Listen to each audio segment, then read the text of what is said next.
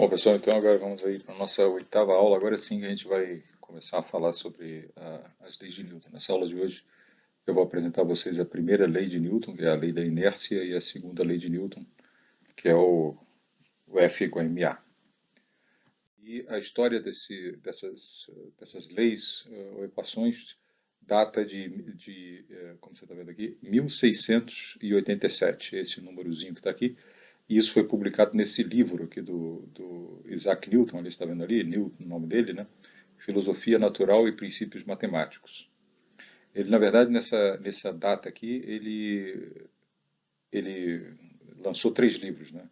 Um que se chama o problema do movimento dos corpos, que são essencialmente problemas mecânicos que não envolvem atrito. No livro 2 ele tratou do problema do atrito. E no livro 3 ele tratou de um problema que é o problema da lei da gravitação, do sistema do mundo, né? A lei da gravitação universal, que vocês vão ver lá em Física 2. Então, o que a gente está tratando aqui nessa aula e nesse curso, na verdade, data dessa época que está aqui, nesse livro que está aqui. Foi publicado aí pelo Isaac Newton. A primeira lei é a lei da inércia. O primeiro comentário sobre as leis de Newton é que elas são leis da natureza, que elas dependem da observação para ver que a natureza se comporta desse jeito. E elas exprimem o comportamento da natureza como uma lei matemática, como você vai ver depois. Não a lei da inércia que é escrita aí em termos dessa frase aí, mas a segunda lei de Newton, ela é condensada numa equação matemática. E toda a física, como sendo uma ciência exata, o objetivo dele é exatamente esse: exprimir as leis com que a natureza, o comportamento regular com que se observa a natureza se comportar, em termos de equações matemáticas, onde cada coisa da natureza fica representado né, por um objeto matemático. Como, por exemplo, no F igual a ma, você aprendeu aí nas aulas precedentes o que significa exatamente a aceleração de um corpo, né? E aqui a gente vai discutir o que é, como que a força, quer dizer, a influência de outros corpos induz aceleração nos corpos né, que estão sofrendo essas forças. É assim que a natureza funciona e é assim que a gente vai descrevê-la matematicamente, né? Então, a primeira lei consiste nessa observação experimental, que um corpo isolado mantém a sua velocidade inalterada. O corpo isolado aqui significa que o corpo não está sofrendo influência de nenhum outro corpo, né? Um corpo isolado, de fato, é uma idealização. Você teria que imaginar um corpo flutuando lá no espaço sideral, sem atração gravitacional de absolutamente nada, sem atração de carga de absolutamente nada, nem coisa nenhuma. Mas, na prática, o que isso aí pode ser estendido para representar situações muito mais encontradas na prática, se as influências externas, que aqui na Terra são absolutamente inevitáveis, né? O objeto está sempre sendo atraído pela Terra, está sempre apoiado sobre uma mesa, ou sobre uma rampa, ou sobre uma coisa como, né, uma cadeira, ou coisa desse tipo, e sempre existem forças, mas se essas forças externas se anulam, se cancelam, o corpo pode, nesse aspecto, ser considerado isolado, né? E é assim que na Terra a gente tenta verificar essa lei. Se um corpo está com todas as influências externas que estão agindo sobre ele, sei lá, uma corda, ou um vento, ou uma mesa, ou o que seja, se você tem razões para acreditar que essas forças se cancelam, você observa a natureza se comporta dessa maneira, que a velocidade do corpo não se altera. Se ele está parado, ele continua parado. Se ele está andando, se você observa ele, se ele está parado em relação a você, ele continua parado em relação a você. Se você observa ele andando com velocidade constante em relação a você, você vê que essa velocidade não se altera, né? Então, uma ilustração do que seria um experimento que ilustraria isso. Imagina que o sujeito está aqui dentro de um carro, o carro está parado aqui em relação à estrada, né? E aí tem um blocozinho de gelo sobre a mesa. Claramente o bloco de gelo não está isolado do ponto de vista estrito, né? Porque ele está sendo atraído pela terra, né? E ele, por estar apoiado aqui sobre a mesa impede que o gelo de atravessar a mesa. Então a mesa está empurrando ele para cima. Mas a gente acredita, né, quer dizer, verifica, né, que a atração da Terra e a repulsão da mesa estão se cancelando. Todas as outras coisas que você podia imaginar, pô, será que tem o ar influencia aqui nesse caso? Não, o ar na verdade não influencia. Pode não ser imediatamente óbvio para você por que não influencia, mas uma visão microscópica do ar, como sendo as colisõezinhas aqui das moléculas de ar de um lado e que exatamente cancela as colisões do outro e tal e coisa, de maneira que o objeto está, para todos os efeitos, isolado. E você está verificando o que o Newton diz ser verdade? Sim, você está verificando. O objeto está parado em relação a você e ele continua parado. Né? Então você verifica assim, ó, um objeto isolado realmente não está tendo sua velocidade alterada. Será que essa situação aqui se modificaria se o ônibus no qual você faz o experimento estivesse se movendo em relação à Terra? Então esse vetor amarelo aqui seria a velocidade constante, né, do ônibus em relação à Terra. Ele está andando em linha reta numa estrada. Será que você conseguiria reproduzir esse experimento? Você pode testar isso, né? Entra lá no ônibus, manda o cara andar lá numa linha reta, sem lombada, sem curva, sem nada, e bota um gelo em cima da mesa e vê se o gelo fica parado. E ele fica. Né? E ele fica parado. A conclusão é que a primeira lei de Newton funciona tanto para um ônibus parado em relação à Terra, quanto um ônibus parado andando com velocidade constante em relação à Terra. Agora, se o ônibus estiver acelerando, né, o ônibus está parado, né, você estava ali parado no estacionamento, vendo o gelo parado, aí o motorista acelera, né, vai ganhando velocidade. Você vai verificar a primeira lei de Newton? Não, é um fato experimental que não vai. Né? Eu estou dizendo o que é a natureza, estou exprimindo para vocês o que você observaria se você fizesse o experimento. Você vai ver o gelo ir contra você.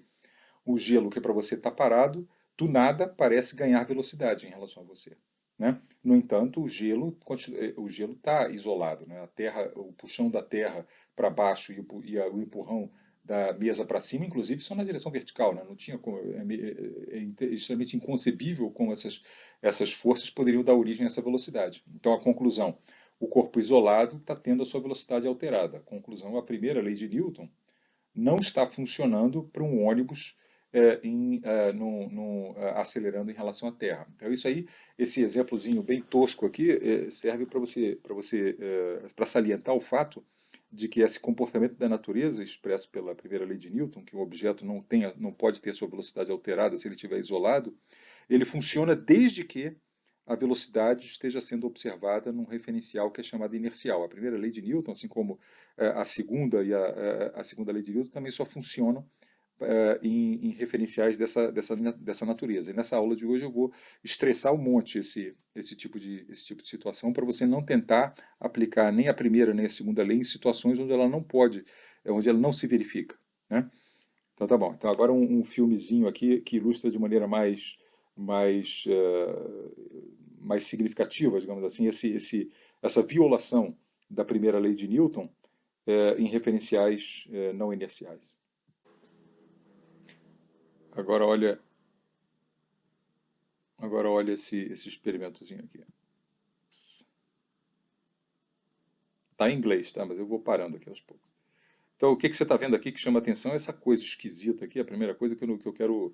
Você vê o que diabos é isso aqui? Isso aqui é uma maneira que o cara encontrou aqui de botar uma pedra de gelo, essencialmente. Né? Ele queria um objeto que tivesse uma certa massa em si. Isso é uma mesa, simplesmente uma mesa. Né? É que nem a mesa do ônibus aí que eu acabei de representar. Mas esse objeto que está aqui em cima, ele contém gelo seco. Né? Gelo seco é gás carbônico, né? no estado sólido. E aí o gás carbônico no estado sólido, ele a temperatura ambiente, ele se sublima, quer dizer, ele vira gás carbônico, né?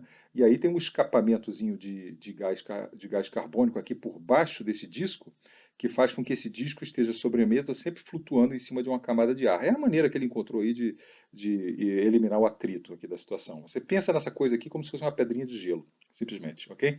Esse objeto igualzinho ao gelo do exemplo precedente, ele está isolado do ponto de vista de cancelamento. Né? A terra puxa ele para baixo e a mesa empurra ele para cima, já que não tem atrito, a mesa não empurra ele para o lado. Né?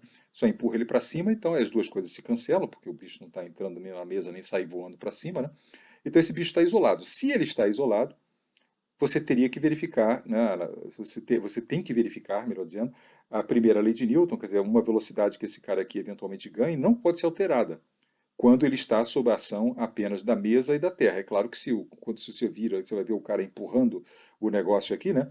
Enquanto ele está empurrando, é claro que a velocidade do bicho é vista a se alterar, e não tem nada de paradoxal. Mas depois que ele larga, quando ele passa a estar sob a influência apenas da mesa e da terra, ele tem que ter, ou pelo menos tinha que ter, sua velocidade inalterada, porque é isso que a primeira lei de Newton diz. Um objeto isolado, esse objeto está isolado, não pode ter a sua velocidade alterada.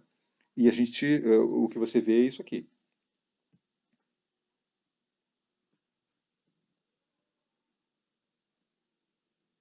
Ele pergunta, o que está acontecendo aí? Por que diabos ele não está indo em linha reta? Aí o objeto está isolado, claramente, igualzinho ao experimento do ônibus ali. Ele lança o objeto e a velocidade do bicho está se alterando. Ele dá a impressão que está descrevendo um círculo, né? Isso não é a primeira lei de Newton de jeito nenhum. Esse objeto tinha que andar, depois que ele lança, em linha reta. Ok?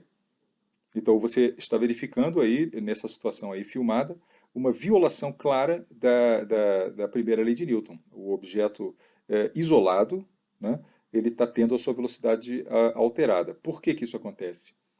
A explicação de por que que isso aparece no slide seguinte. Aqui é exatamente a mesma cena, só que filmada de um outro ângulo. Na verdade, aquilo que você viu era de uma câmera fixada numa plataforma que estava girando. Agora você está vendo a mesma cena, só que vista do ponto de vista de uma câmera que está em repouso em relação à Terra, que não está girando com eles, né? Então, a diferença dos dois filmes, do anterior e desse, é simplesmente o ponto de vista, ou o observador, né? O referencial que tá observando a velocidade do corpo. No primeiro, você estava dentro, como se você era um dos dois observadores, né? E que você estava vendo o que eles estavam vendo, né? E a câmera estava presa, estava estacionária em relação a eles, então a câmera estava vendo o que eles estavam vendo, do ponto de vista deles, né? E aí você estava vendo uma violação da primeira lei de Newton, porque de fato você estava numa plataforma girante. Né? O seu objeto, tudo bem, não era um ônibus que estava acelerando em linha reta, mas era um objeto que, em relação à Terra, estava executando um movimento circular uniforme. E o movimento circular uniforme, ele é um movimento acelerado. Né?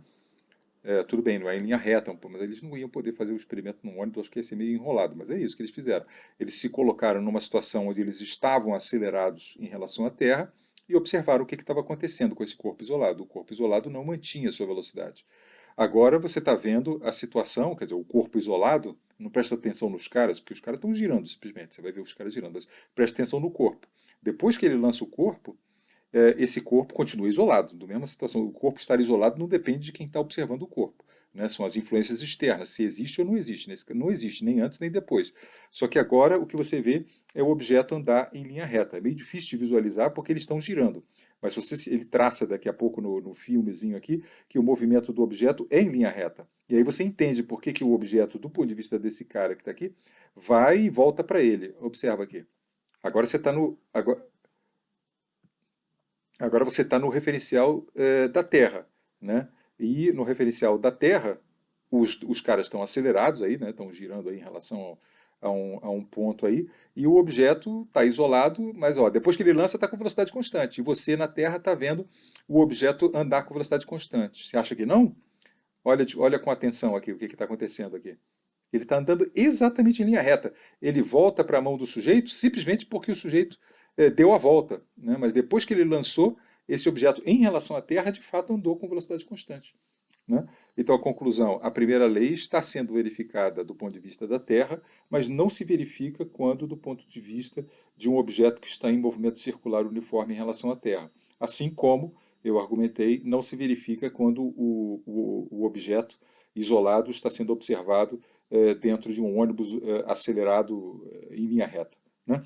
Então é isso, esse é o ponto da história dos referenciais iniciais. A primeira lei é vista acontecer apenas e tão somente se quem mede a aceleração, ele diz a respeito de aceleração, né? Ele diz assim, ó, a velocidade de um objeto não se altera se ele estiver isolado.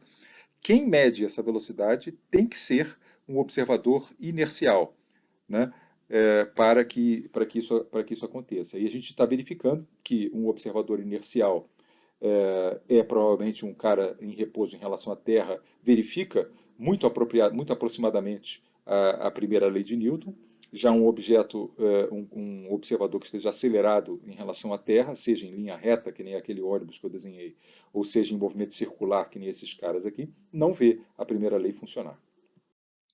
Bom, então a primeira lei de Newton ela só é vista, só se verifica em referenciais que são classificados como sendo inerciais. A gente vai ver que esse mesmo tipo de referencial aqui é o tipo de referencial que aonde a segunda lei também funciona. Aí como é que você sabe se você está num referencial inercial ou não inercial?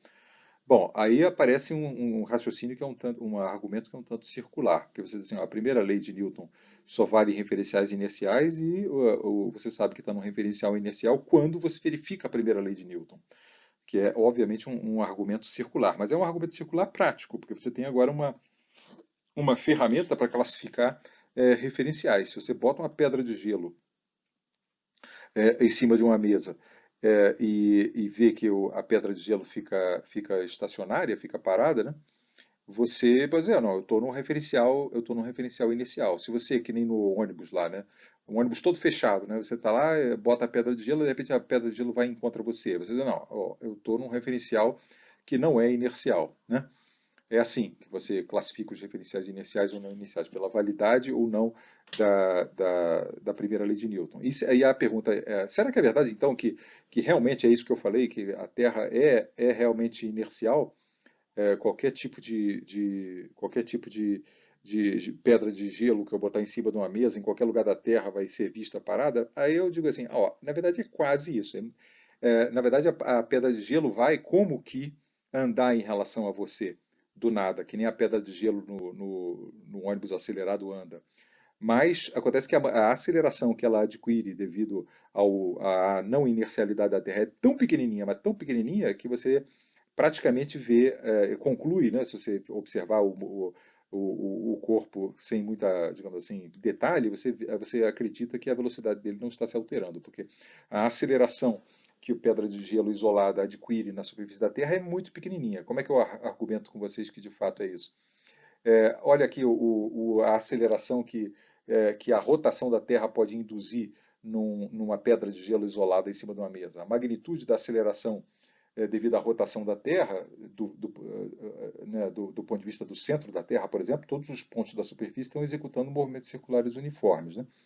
No Equador, que é a maior seria o lugar onde a aceleração seria máxima, a magnitude dela seria a frequência angular de rotação da Terra, que é 2π sobre um dia, vezes o raio da Terra, que é 6.400 quilômetros. Você calcula em metros por segundo ao quadrado essa quantidade aqui, você vê que é uma aceleração de fato muito pequenininha. Acelerações tão pequenas quanto essa, a princípio, poderiam produzir a pedra de gelo sair andando em cima da mesa, ou algum efeito parecido com esse, com uma aceleração tão pequena quanto essa. Mas é muito difícil de observar né, por conta da pequenez dela aqui, né?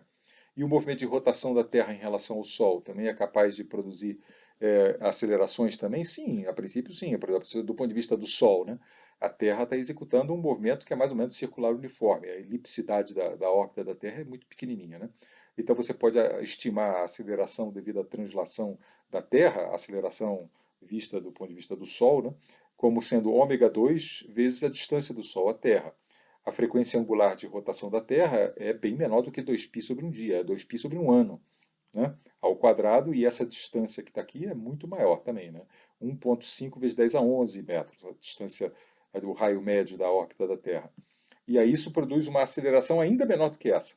Né? Então a pedra de gelo sobre a superfície da Terra, por conta da translação da Terra, talvez adquirisse umas acelerações de 6 milésimos de metro por segundo ao quadrado, ou devido à rotação, 3 centésimos de metro por segundo ao quadrado. Mas isso é extremamente difícil de ser observado. No entanto, pode ser observado. Se você olhar lá em frente à biblioteca, tem aquele pêndulozinho lá dentro que ilustra um efeito desse, é o pêndulo de Foucault. Que lá, obviamente, não é exatamente a primeira lei que está sendo ilustrada, é mais a segunda lei, a não validade da segunda lei, a não validade estrita da segunda lei na superfície da Terra, porque você vê o pêndulo com o passar do dia, o plano de oscilação dele, que não devia, devido às forças que agem sobre a massa, né, que são a tensão no cabo e o puxão da Terra, não devia de jeito nenhum ficar girando. E ele é observado girar, e a razão pela qual ele é observado girar é por causa dessa aceleração aqui, da aceleração da rotação. Mas você vê que você tem que observar o bicho durante o dia inteiro. Se você vê umas 100 balançadas lá, você diz que a segunda lei de Newton, no caso, está sendo perfeitamente respeitada que está ali, né? Então, devido à pequenez desses efeitos não inerciais da superfície da Terra, a gente adota o ponto de vista prático aqui de assumir que eles podem ser ignorados aqui, né? E que a Terra é, para todos os pontos de vista práticos aqui, um referencial inercial, né? Alguns fatos simplificadores.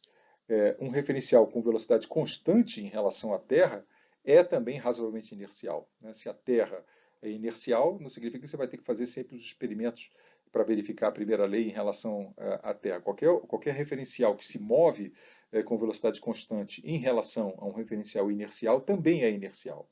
Isso estende enormemente a quantidade de referenciais inerciais. Qualquer coisa que esteja ou parada em relação à Terra ou andando com velocidade constante em relação à Terra, que é aquele ônibus lá que eu desenhei, ele é razoavelmente inercial.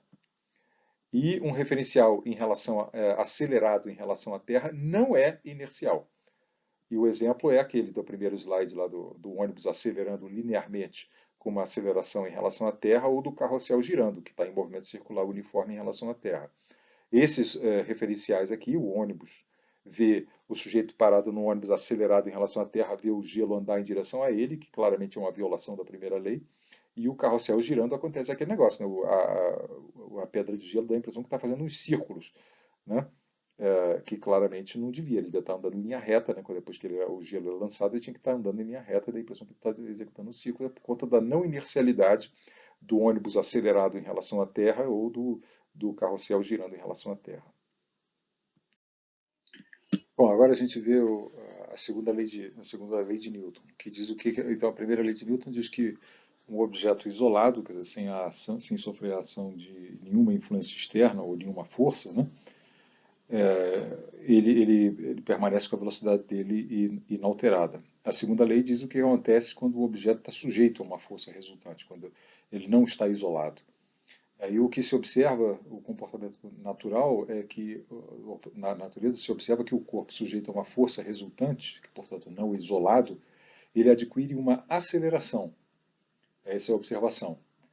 E essa aceleração é na direção dessa força resultante. Se a força resultante está apontando numa direção, a aceleração não é ortogonal a essa força, é na direção da força. Isso é o fato da natureza. Não precisava ser assim, mas é assim. A magnitude da aceleração é proporcional a essa força. E a aceleração, a magnitude da aceleração é inversamente proporcional à quantidade de matéria no corpo. Esses são os fatos observados quando um corpo está sujeito a uma força resultante.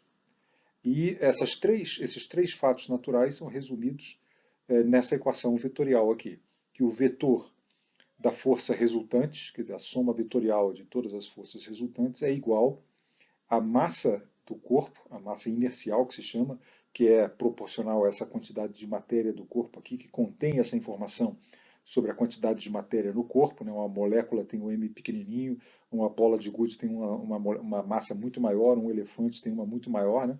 Essa que é a propriedade do corpo que torna a aceleração inversamente proporcional a ela. Isso aqui é a aceleração, que o corpo é visto adquirir em função dessa força resultante.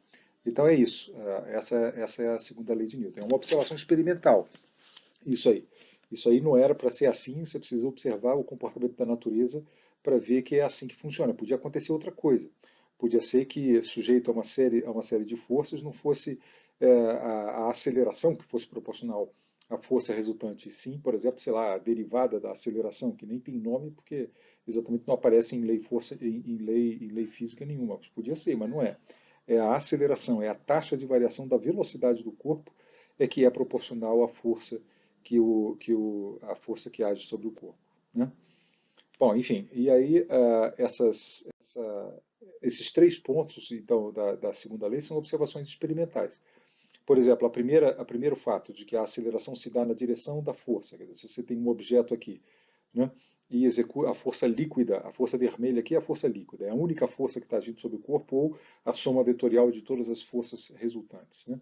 Então, esse objeto é atuado com uma força nessa direção, ele é visto desenvolver uma aceleração na mesma direção da força. Não é nem nessa direção, nem nessa direção, em lugar nenhum. É exatamente nessa direção, nem oposto à força. É na própria direção da força. Essa é a primeira observação experimental. A segunda de que a aceleração é proporcional à força pode ser verificada dessa forma. Você submete o objeto a duas vezes a força original e observa, porque a aceleração é algo mensurável, né, que a gente aprendeu como medir, né?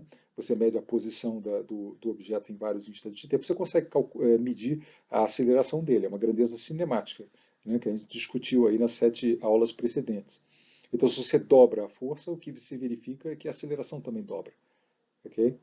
E por último, se você atua essa mesma força num objeto com 2 vezes mais matéria do que esse, ou por exemplo, 2 cópias do mesmo objeto, o que se observa é que esse objeto aqui tem uma aceleração não igual a A, mas A sobre 2. Isso aqui é a expressão, é o experimento, digamos assim, que revelaria que a força e a aceleração estão na mesma direção. Esse experimento aqui revelaria que a força e a aceleração são diretamente proporcionais. E essa observação experimental aqui seria a observação experimental de que a aceleração é inversamente proporcional à quantidade de matéria. Ok?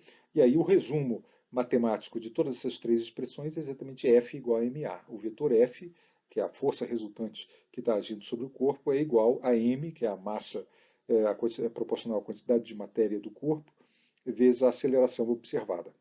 Ok?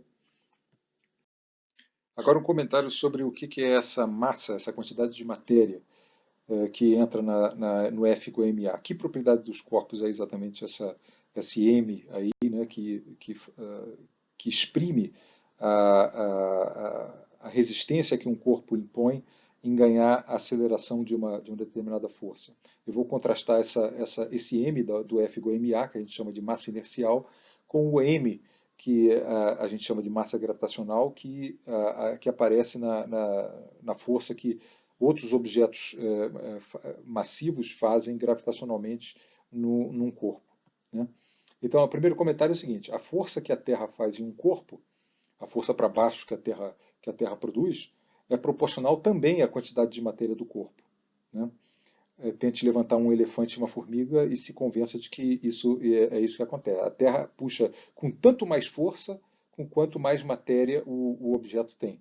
Né? A gente exprime isso numa lei de proporcionalidade, dizendo que o peso que o objeto sente é proporcional, essa seria a constante de proporcionalidade, vezes a massa gravitacional. Essa massa gravitacional é a quantidade de matéria que entra para produzir para exprimir, né, a força peso, a força gravitacional que a Terra faz no corpo. Quanto maior massa, quanto mais quantidade de matéria um corpo tem, com mais força a Terra puxa. Tá? Não estou falando de 9,8 metros por segundo. Tá? Eu estou falando da força. Okay? A observação do Newton, da segunda lei, que a gente acabou de ver, é que a aceleração que um corpo adquire sobre uma força qualquer é inversamente proporcional à quantidade de matéria do corpo de novo. Okay? Isso é que se exprimiu ali daquela maneira. F igual a mi vezes A. A gente chama esse I aqui de massa inercial. Né? É a massa inercial, é a propriedade do corpo que resiste à sua velocidade ser alterada, ou resiste a ele ganhar aceleração. Né? Velocidade ser alterada é a aceleração, que faz o objeto, quanto maior for o mi aqui, menor vai ser a aceleração do corpo. É a massa inercial, né? A dificuldade que você tem de tirar da inércia um objeto. E isso aqui é a massa gravitacional. Quanto maior, ambas aparentemente são proporcionais à mesma coisa, qualitativamente falando, assim, a quantidade de matéria que o corpo tem. Né? Um elefante é mais puxado pela terra e também ele apresenta mais resistência em ganhar acelerações do que uma formiga. Mas a pergunta, será que a mg é igual a mi, já em vista do fato de que os dois são proporcionais à quantidade de matéria? A observação, a quantidade de matéria nos dois casos poderia a princípio corresponder a coisas diferentes. Né? Por exemplo, sei lá, a quantidade de nêutrons num caso, a quantidade de prótons no outro caso. Mas a observação chave aqui do Galileu foi que, sob a ação do peso apenas, todos os corpos desenvolvem a mesma aceleração. É aquela imagem clássica lá do Galileu, lá no topo da Torre de Pisa, jogando uma bola grande e uma bola pequenininha, e elas sendo vistas descer juntas, né, eles são com a mesma aceleração, portanto. Né? Então, essa é uma observação experimental. Podia não ser assim, podia ser que as massas maiores caíssem com aceleração maior, mas não é. Se observa que todos os corpos, independente da quantidade de matéria que ele tem, caem com a mesma aceleração. Qual é a consequência disso? Bom, vamos ver. Se o objeto está sob ação de P apenas, está em queda livre. Né? Queda livre é isso, quando o objeto, a única força que ele experimenta é a força peso. Então, a massa inercial do objeto vezes a aceleração que ele é visto adquirir, ou melhor, a aceleração que o bicho adquire sob a ação da força-peso é o peso dele, né, é o c vezes mg, dividido pela massa inercial dele. Como que é possível o elefante, a formiga e a pena terem o mesmo valor disso aqui? Claramente o elefante, a formiga e a pena têm valores diferentes de mg e de mi, né? Mas a única possibilidade de todos os objetos, né, a bola de gude, a bola de futebol, o elefante, a formiga, etc., terem o mesmo valor de A, esse número aqui ser o mesmo para todo mundo, para todos os corpos, absolutamente todos os corpos têm que ter o mesmo valor disso aqui. Isso aqui só é possível caso o mg seja, tecnicamente, o mg poderia ser apenas proporcional ao mi, não exatamente igual, né? Mas a gente define eles como sendo iguais porque a gente faz esse c aqui, redefine esse c aqui para ser exatamente a aceleração comum que todos os corpos experimentam, né?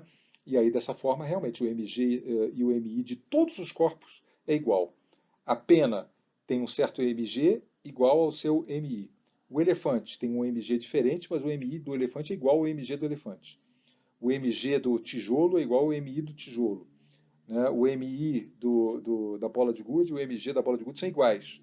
Todos os corpos, absolutamente todos, têm a mesma propriedade, tem o mesmo valor dessas duas quantidades de matéria, digamos assim, né? É por isso que a gente para de colocar esse índice aqui, aqui esse índicezinho aqui, MI e MG, para de fazer referência a isso e chama simplesmente essa propriedade de massa, sem qualificar ela como massa gravitacional, como tendo relacionada à força com que outro objeto massivo exerce nele, ou a massa inercial, que é a resistência que o corpo tem a ganhar aceleração. É a mesma coisa, né? A gente chama isso simplesmente de M. Okay? Qual é a consequência prática de que a massa inercial dos corpos é igual à sua massa gravitacional? De novo, de que a resistência que os corpos apresentam em ganhar aceleração é igual à propriedade dos corpos que fazem eles serem mais ou menos atraídos pela Terra ou por qualquer outro corpo, né? Está aqui a expressão das duas leis, né? Agora sem fazer referência à massa inercial nesse caso aqui e massa gravitacional nesse outro caso aqui. A força F é igual a m vezes A, e a força peso da Terra é a massa do corpo vezes o vetor dirigido para baixo igual à aceleração comum que todo mundo adquire na superfície da Terra, 9,8 metros por segundo ao quadrado para baixo, né? Essa é a expressão da força. Agora você pode medir a massa inercial medindo mg, já que é a mesma coisa, né? Você pode usar uma balança, que é o que se usa para medir massa gravitacional, para medir esse m que entra no F igual a ma, né? Você não precisa, como você precisaria se mi não fosse igual a mg, né? Para medir mi, a massa inercial, você teria que submeter o objeto a uma força conhecida, medir a aceleração, que seria um experimento horroroso de fazer, e aí, tomando a razão dos dois, encontrar quem seria a massa inercial. Mas não precisa. Você pode simplesmente fazer o que todo mundo faz. Você sobe numa balança, não está acelerado, né? O cara está simplesmente em pezinho ali, e esse ponteiro aqui está medindo o quanto a Terra está puxando ele para baixo. Entende? Ele está medindo, na verdade, a massa gravitacional, mas é a mesma coisa. O M que o cara concluir desse experimento aqui, ou desses legumes aqui, nesse experimento aqui, é o mesmo M que pode ser usado aqui ou pode ser usado ali. Entende? Se não fosse assim, podia não ser, mas se não fosse assim, para medir a massa inercial, você teria que, de novo, submeter o corpo a uma força conhecida e medir a aceleração ao qual a aceleração que ele desenvolve, né? Bom, esse é o comentário sobre sobre as massas. Agora, com relação à história dos referenciais iniciais. De novo, assim como a primeira lei, a segunda lei só funciona em referenciais inerciais, né? E o que isso quer dizer? Isso quer dizer que, de novo, aqui eu vou dar um exemplo aqui, ó. Por exemplo, vamos ver se esse referencial aqui é inercial ou não é inercial. O cara está aqui, o ônibus está parado em relação à Terra, né? Eu já sei que o ônibus e a Terra são inerciais, né? Pela análise lá da primeira lei de Newton, já sei, né? Já fiz o experimento do bloquinho de gelo na mesa e tal, já sei que esse ônibus aqui está parado em relação à Terra, então ele é inercial, né? E ali eu estou vendo o quê? Estou vendo um pêndulozinho aqui pendurado ali no teto do ônibus, né? Qual é a força resultante a que esse objeto está submetido aí? O objeto em questão aqui é essa bolinha, né? Não é o fio e a bolinha, é apenas a bolinha. A força resultante que ele está sujeito é zero. A Terra está puxando ele para baixo e o fio está puxando ele para cima, né? Tecnicamente, esse objeto está isolado, né?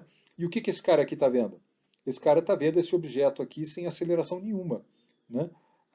Ele tá parado e está continuando parado, né? Isso é a expressão do fato de que ele está sem aceleração, né? E isso é consistente com o fato de que ele está isolado, né? Objetos isolados, sem nenhuma força resultante, é isso que significa isolado, né? Eles não podem ter aceleração, né? Isso é a primeira e a segunda lei, né? Você entende que a segunda lei, a primeira lei está contida na segunda lei, né? Porque se o objeto estiver isolado, o F igual a zero. Se o F igual a zero, a aceleração é zero, que é a expressão do fato de que a velocidade não se altera, né? A primeira lei de Newton é contida dentro da segunda lei, né? Então está tudo certo aqui, né? A força resultante é zero e eu estou vendo ele ter aceleração zero. F igual a ma está funcionando dentro do ônibus, né? Agora, olha essa situação aqui. O cara está vendo aqui o pêndulo torto, assim, ele não está balançando não, tá? O pêndulo está simplesmente inclinado. Aí o cara fala assim, pô, esse pêndulo não está isolado. Por que eu sei que ele não está isolado? Porque a Terra puxa ele para baixo. Eu já fiz outros experimentos, eu sei que a Terra puxa sempre para baixo. E fios somente puxam, fios não empurram, e fios só conseguem puxar ao longo da direção. Então não tem como esse puxão nessa direção e esse puxão nessa direção se cancelarem. Não tem como. Então esse objeto não está isolado. No entanto, o que ele está vendo? Ele está vendo o objeto parado continuar parado, né? Tem alguma coisa errada aqui, porque a soma das forças aí nessa situação não é zero, é uma força horizontal, na verdade, né? E a segunda lei não está funcionando, porque ele devia estar, esse cara aqui, devia estar vendo esse objeto aqui indo para frente, com uma aceleração, mas ele não está. Ele está vendo o objeto parado, né? Não é, porque, não é parado e ele continua parado, né? Não é porque ele está parado que a aceleração é zero, né? É porque ele está parado e continua parado que ele está com aceleração zero. A velocidade dele não está se alterando, mas devia estar, porque se tem força resultante, tinha que ter uma aceleração. O que está acontecendo aqui? O que deve estar acontecendo é que o ônibus provavelmente está acelerado em relação à Terra. Esse referencial que está aqui, que está medindo a aceleração nula, ele não é um referencial inercial. Então, nesse referencial, não há por que você esperar que a soma das forças que você sabe que estão agindo sobre o corpo resultem igual a massa vezes a aceleração. Ele não resulta igual. Está aqui exatamente claro, né, que a força resultante não é zero, mas esse cara aqui está vendo a aceleração zero. Então o F não é igual a ma para esse fulano. Por que não é? Porque ele está medindo a aceleração, né, ou ele está fazendo o experimento num referencial, que é o ônibus acelerado em relação à Terra, que a gente já até tinha visto lá no contexto da primeira lei de Newton, que não era inercial. Nem a primeira, nem a segunda lei funcionam nesse ônibus acelerado em relação à Terra, né? Entenderam por quê? O F é diferente de zero, mas o A que está sendo medido é zero. Então o F não está sendo igual a MA dentro do ônibus. Okay? A aceleração medida dentro do ônibus. Né? O que é dentro do ônibus é a aceleração que está sendo observada dentro do ônibus. Né? E fora do ônibus? Fora do ônibus está tudo certo. Para um sujeito que está parado aqui, o que ele vê? Ele vê o ônibus, o careta e o pêndulo, todo mundo andando com essa aceleração que está aqui. Para ele está tudo certo, porque esse objeto que está aqui, assim como esse cara aqui, ele conclui esse objeto que está aqui está sendo puxado pelo fio e pelo peso com uma resultante que é horizontal. E essa resultante horizontal aqui é consistente com a aceleração que eu estou vendo esse objeto ter. O cara que está aqui na Terra, ele vê esse objetozinho aqui com essa mesma aceleração aqui. Esse cara que está aqui é que não vê esse objeto com essa aceleração, mas um cara que está fora vê tudo, o ônibus inteiro andar com essa aceleração. Aí está tudo certo para o cara que está ali fora. Né? O cara que mede a aceleração do objeto fixo em relação à Terra, observa F igual a ma.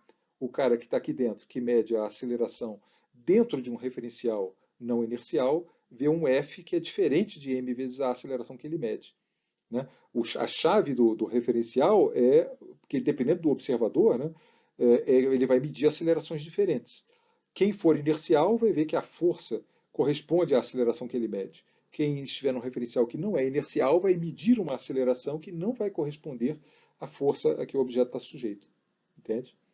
É isso que quer dizer que a segunda lei só funciona em referenciais que são inerciais. A aceleração tem que ser medida num referencial que seja inercial. Alguma coisa parada em relação à superfície da Terra ou alguma coisa se movendo com velocidade constante em relação à superfície da Terra, mas nunca uma coisa que está em aceleração constante, em aceleração com relação à superfície da Terra. Tá? Esse ônibus aqui não é inercial. Tá? Agora, nesse Agora vamos ver isso experimentozinho aqui. aqui, o que você vai ver é o seguinte: o análogo seria de um ônibus se movendo com velocidade constante em relação à Terra. Tá? O ônibus em questão é esse carrinho aqui que ele vai colocar para andar com velocidade constante ao longo dessa mesa. E você vai ver aqui uma haste, e lá em cima tem uma bolinha. Simplesmente a haste solta a bolinha, não lança, simplesmente solta a bolinha, e aí e a bolinha cai em queda livre. Tá? Só que você vai ver o movimento, primeiro no referencial da superfície da Terra, né? Ele vai fixar aqui a câmera na mesa, né? E depois ele vai prender a câmera nesse carrinho que vai estar se movendo com velocidade constante em relação à Terra, portanto o carrinho também é inercial. Né? Então os dois filmes da bola caindo, você vai ver em dois referenciais inerciais. Então a expectativa é que você observe F igual a MA, o comportamento de F igual a MA nos dois casos, mas vão ser obviamente, comportamentos diferentes, mas você deve ver F igual a MA nos dois casos. Vamos ver.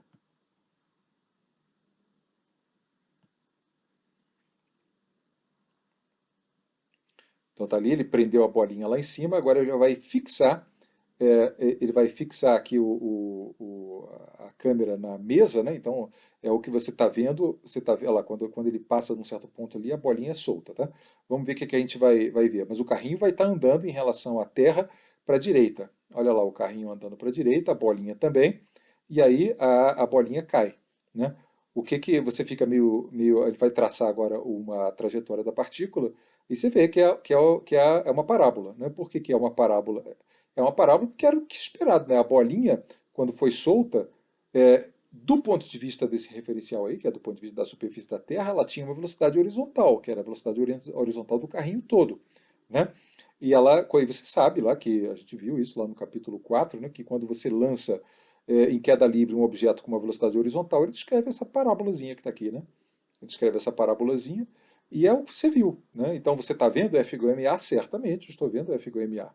A aceleração que eu estou vendo é a responsável por essa trajetória que está aqui, que é a aceleração oriunda da única força que está agindo sobre a bolinha quando ela está caindo. Qual é a única força que está agindo sobre a bolinha quando ela está caindo? É o peso. E eu estou vendo o comportamento da bolinha que é exatamente consistente com essa única força que está agindo. Eu estou vendo F, só que no contexto aqui o F é igual a m vezes g para baixo, né? É a força de atração da Terra para baixo, igual a massa vezes a aceleração que eu estou observando. Né? Então é isso, está tudo certo aqui. O F está sendo igual a ma quando eu já sabia, né? Que a Terra tem que ver que a aceleração que os corpos que você mede na superfície da Terra tem que corresponder às forças, no caso aqui a força peso, né? Que está agindo sobre o corpo, e eu estou vendo que está tudo funcionando. Né?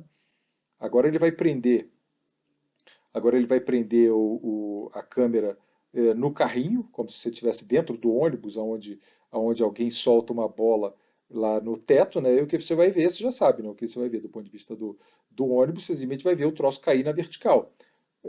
E aí, bom, deixa eu mostrar aqui o filminho. Ele vai prender a câmera ali no carrinho.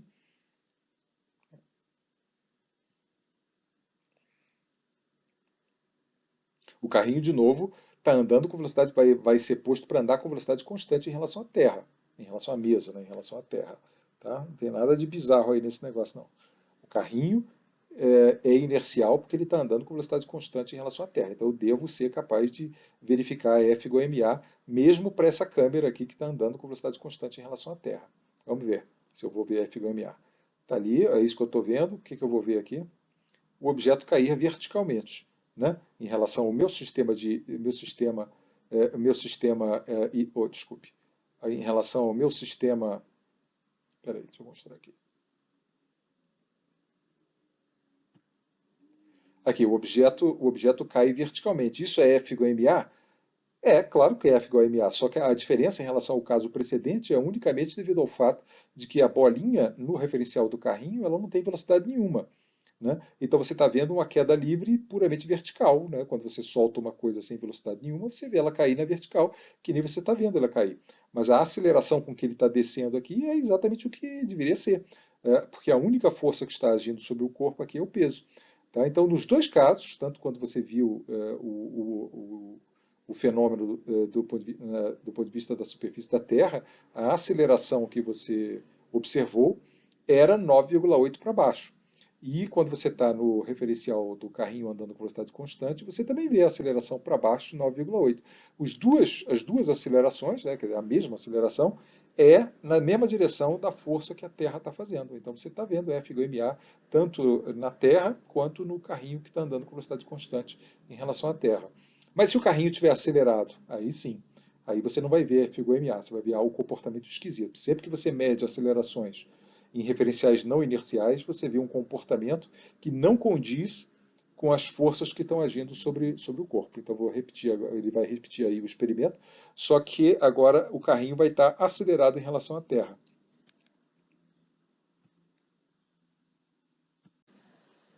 Agora o cara vai repetir o experimento, só que agora ele vai prender o carrinho nesses pesos aqui, que vai garantir que, à medida que os pesos descem, isso vai impor uma aceleração do carrinho em relação à Terra. E aí ele vai fixar a câmera no carrinho, né?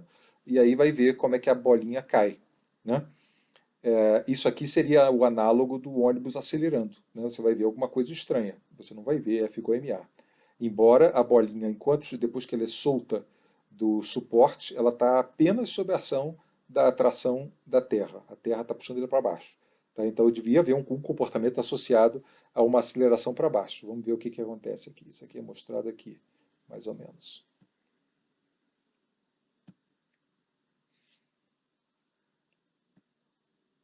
Aqui, aí percebe ele que a câmera está presa, ele vai fazer a mesma coisa, só que agora o carrinho vai sair acelerado.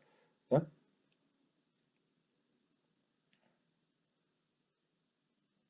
Queda livre dentro de um ônibus acelerado. Opa, aí aconteceu alguma coisa estranha aqui. O que aconteceu? Que diabos é isso? A bolinha, qual era a força quando a bolinha estava caindo aqui? A única força presente era uma força para baixo. É a Terra puxando a bolinha. Eu estou vendo F igual a ma? Não, você não está vendo F igual a ma. Como é que eu sei? Porque eu sei que a bolinha foi solta, né, eu estava vendo. Do ponto de vista do carrinho, a velocidade da bolinha é zero. E a única força que está agindo era para baixo. Eu deveria ver a bolinha fazer isso. Se F igual a ma estivesse funcionando, eu deveria ver a bolinha fazer isso, que nem eu vi quando o carrinho estava com velocidade constante. Mas não é isso que eu vi. A bolinha caiu aqui para baixo. É a visão clara de que, para mim, tem, além de uma aceleração para baixo, tem alguma aceleração para a esquerda. Né? Aí o ponto é o seguinte, porra, mas que aceleração para a esquerda? Quem é a causa física dessa aceleração para a esquerda? Nada. Não tem nenhuma causa física, não tem nenhum planeta, nem coisa nenhuma. Você está medindo uma aceleração que não corresponde às forças físicas, no caso aí, à força física, a única força física que está agindo sobre o objeto, que é a puxão da Terra. Okay? É isso que é a expressão mais clara de que F não está sendo igual a ma dentro desse carrinho aí. E a razão pela qual não está funcionando se sabe, é porque o carrinho está acelerado em relação à Terra. Portanto, ele não era inercial, portanto, não havia por que esperar que F fosse igual à aceleração dentro desse referencial. Entende? De novo aqui, para você não esquecer aqui, as bizarrices que acontecem dentro de referenciais não inerciais. Aí. A partícula sob ação apenas do peso é capaz de fazer isso. Um pêndulo pendurado é capaz de ficar apontando para trás, né, num ônibus acelerado, sem razão nenhuma para fazer. Tudo isso são expressões de manifestações de F não estar sendo igual ao ma, porque você está medindo a aceleração num referencial que não é inercial. O F só é igual a ma em referenciais inerciais, quer seja em relação à superfície, em referenciais que são fixos em relação à superfície da Terra, ou em referenciais que se movem com velocidade constante em relação à superfície da Terra. Ponto. É isso. Tá? Qualquer outro referencial, um ônibus fazendo curva, né, com velocidade constante, um ônibus acelerando em linha reta, todas essas coisas aí vão aparecer. Você vai medir nesses referenciais acelerações que não vão corresponder às forças físicas que estão agindo sobre o seu corpo.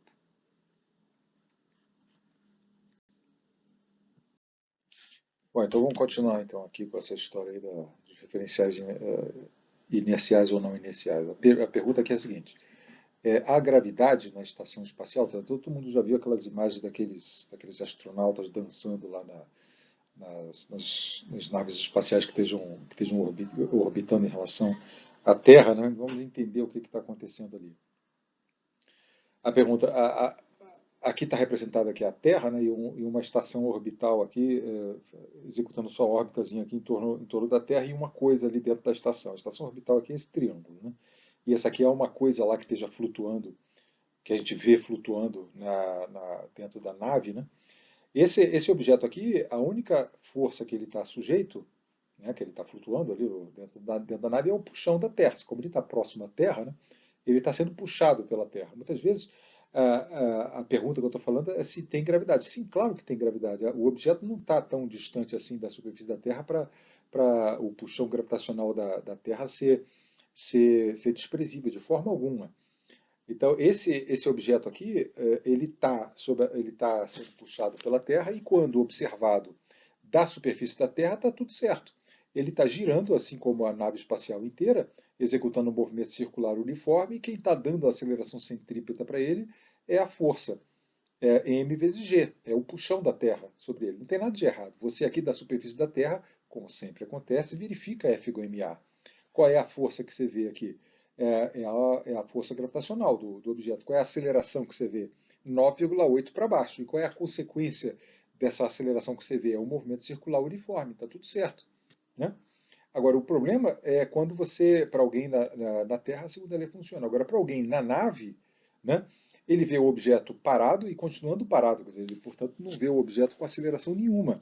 Alguém na nave não mede aceleração nenhuma nesse objeto. No entanto, ele não consegue entender como que é possível um objeto que esteja sendo puxado para baixo pela Terra não esteja indo de encontro ao chão.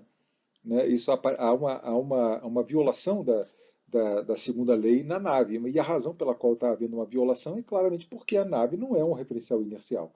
Porque a nave está acelerada, né? Ela está executando um movimento circular em relação à Terra, então os comportamentos, as acelerações de objetos medidos em relação à nave não correspondem às forças a que esses objetos estão sujeitos. E esse objeto flutuante aqui é só um caso. Ele está sendo puxado para baixo? Sim, está sendo puxado para baixo. Tem a Terra lá com uma massa gigantesca ali puxando ele para baixo. Né? No entanto, você na nave não mede aceleração nenhuma. Você na Terra mede aceleração. Né? E a consequência clara da aceleração, que é o movimento circular uniforme que você observa. Aqui na nave você não vê aceleração nenhuma, você vê a velocidade dele ser zero, você vê a aceleração zero. No entanto, tem força. Né? É a expressão do fato de que a nave é um referencial não inercial, onde a segunda lei não é esperada de funcionar. Tá? É esse caso. E esse videozinho aqui, eu vou botar o link lá para vocês, é uma coisa curiosa lá sobre como que a água se comporta numa nave em órbita em relação à Terra. Depois você vê lá esse videozinho aqui. O ponto todo é esse, que todas essas coisas assim mostradas em videozinhos como esse aqui, os objetos estão sendo, quer dizer, o comportamento dos objetos, a cinemática dos objetos, as velocidades e acelerações estão sendo medidas ou observadas, né, num referencial que não é inercial. Né? A nave não é inercial, então os comportamentos que você vê aqui violam tanto a primeira quanto a segunda lei de Newton. A primeira lei de Newton aparentemente não chama atenção, né? Porque se você soltar um objeto, desculpe, a primeira viola a primeira e a segunda lei de Newton. Né? O objeto que o cara simplesmente solta aqui continua solto. A bizarrice com relação a isso é que esse objeto ele está sujeito a uma força externa. Ele não é um objeto isolado, ele está sendo puxado para baixo pela Terra. Né? No entanto, ele não ganha aceleração. Essa é a violação da segunda lei nesse referencial aí, que de fato é não inercial.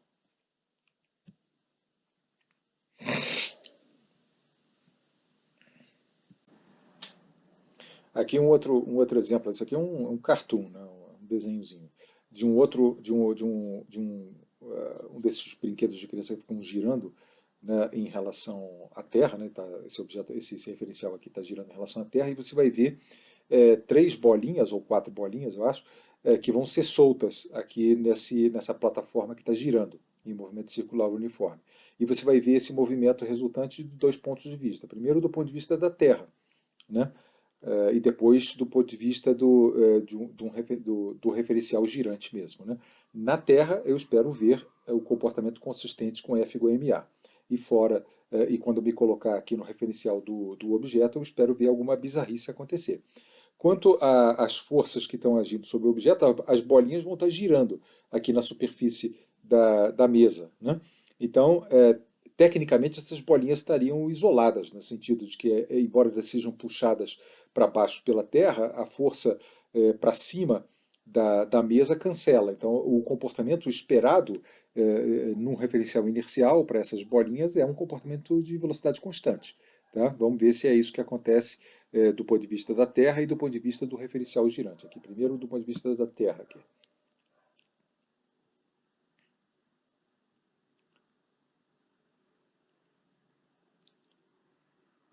As linhas tracejadas aqui são para destacar, porque a imagem é um pouco difícil, né? Porque você vê esses triângulos aqui passando na sua frente, fica meio difícil de você se concentrar no movimento dos objetos. Mas o movimento que está sendo mostrado nesse filme, que é o movimento que você vê do ponto de vista da Terra, é o comportamento, é a trajetória que você vê do ponto de vista da Terra, é exatamente inercial. O objeto está andando aqui, ó, em linha reta, e está cobrindo distâncias iguais em tempos iguais. Eles estão em movimento com velocidade constante. Ele é solto com uma certa velocidade e permanece com essa velocidade, consistente com o fato de que ele não está sujeito a força nenhuma.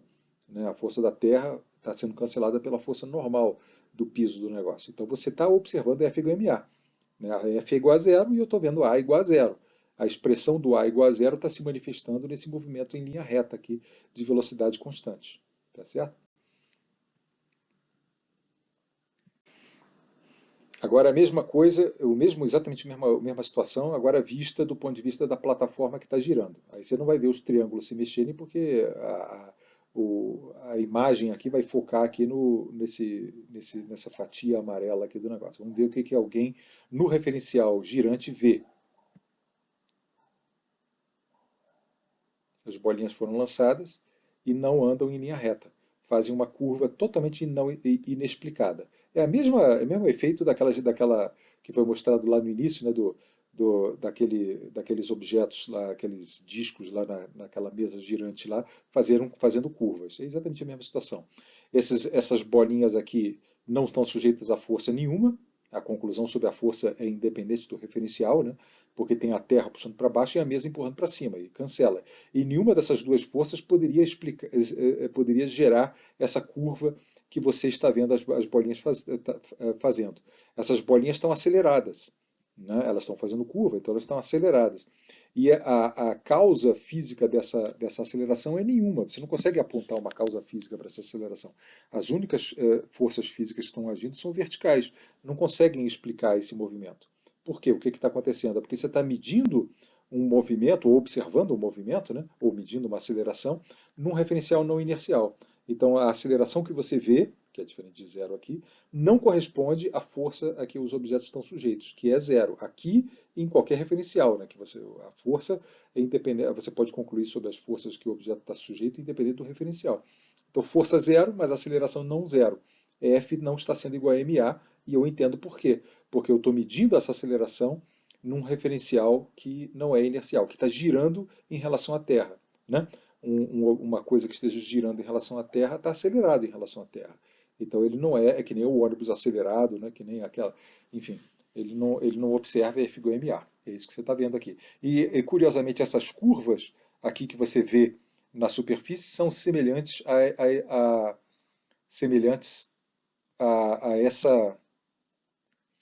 essa foto aqui. Olha, isso aqui é a foto de um furacão, um furacão, esses movimentos circulares aqui do vento, é uma manifestação da não inercialidade da superfície da Terra, que eu falei para vocês que é muito difícil de se verificar, mas se verifica, por exemplo, aqui no movimento circular dos furacões. Por que motivo? Porque o movimento do ar aqui é sempre assim, numa regiãozinha, é uma região de baixa pressão, e aí o vento converge em direção a essa região. A força, digamos assim, é uma força do ar empurrando o ar, digamos assim, né? Mas ela deveria acontecer nessa direção, acontece nessa direção, essa é a força. Mas então, se a força é radial, por que diabos o ar está girando? Esse ar girando é o análogo dessa, que é do fenômeno que você acabou de ver no carrossel aí, né? É por conta da não inercialidade da Terra, que faz com que o movimento do ar, ao invés de ser puramente na direção do olho do furacão e ir para cima, depois acontece em círculos. É inteiramente análogo a isso que você acabou de ver. É uma manifestação, assim como o pêndulo de Foucault, por exemplo, que a Terra, embora a gente vá tratá-la, a Terra, a superfície da Terra, como sendo inercial, ela de fato não é. E sutilmente apresenta bom, aqui no caso aqui nem é tão sutil o efeito, né? Mas apresenta efeitos de não inercialidade, quer dizer, acelerações inexplicáveis do ponto de vista das forças a que o sistema está sujeito, né? Bom, então é isso por hoje.